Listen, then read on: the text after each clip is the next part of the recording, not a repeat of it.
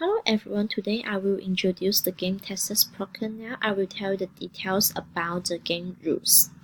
The Texas Poker include a standard playing card and the number of players include 2 to 10 players. The purpose is to win other players' chips. Texas Poker have 2 cards known as whole cards are dealt face down to each player, and the 5 community cards are dealt face up in 3 stages. The stage consists of a series of the cards, the float, later an additional single card, the turn, and the final card, the river. Each players seek the best 5 card poker hand from any combination of the 7 cards of the 5 community cards and their 2 whole cards. Players have betting options to check, call, raise, or fold.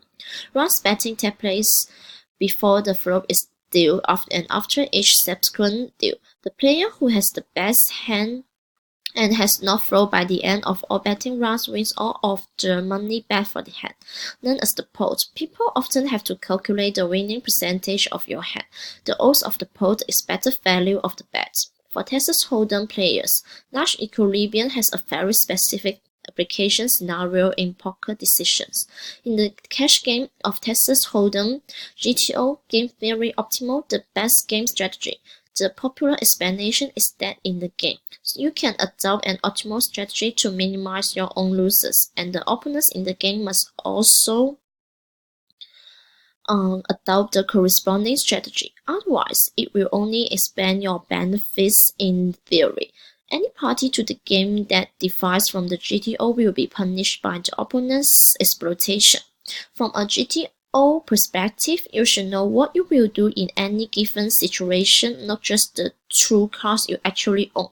If you bet on certain circumstances, you should also bluff with other bets in your range, so that your opponent is not sure if you are betting or bluffing.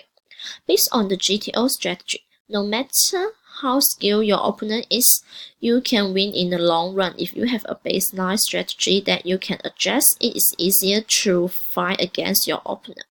We use a constraint example to illustrate the Nash equilibrium idea displayed by GTO in poker.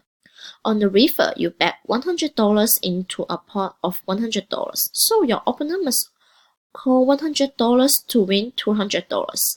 Thus, your opponent is getting 2 to 1 pot odds and needs to win at least 33% of the time to break even. Let's test 4 different bluff to value bet scenarios so that you can see why a range with 33% bluff and 66% value bet is the best option from a GTO standpoint, and there's nothing your opponent can do about it. The scenario 1 is bluff 0% value bet 100%. Your opponent can vote 100% of the time. This results in you winning $100 with your betting range. Scenario 2 is bluffing 100% and value bet 0%. Your opponent can call 100% of the time. This results in you losing $100 with your betting range. Scenario 3 is bluff 50% value bet 50%. If your opponent calls 100% of the time, you win $200 when you are value betting and lose $100 when bluffing. This results in you winning $50 with your betting range only if your opponent always calls. This scenario shows that not bluffing at all is actually more profitable than bluffing 50% of the time. Scenario 4. Bluff 33% and value bet 67%. If your opponent always calls, you again win $200 when you are value betting and lose $100 when bluffing. This time, though, you lose $100 only 33% of the time and win $200 67% of the time, which comes out a net profit of $100. Adjusting this ratio to take advantage of vulnerable participants may be more profitable. If you want to continue to increase your stake and really smash the game for a long time, the understanding the strategy influenced by GTO is crucial. Thank you for your kind attention.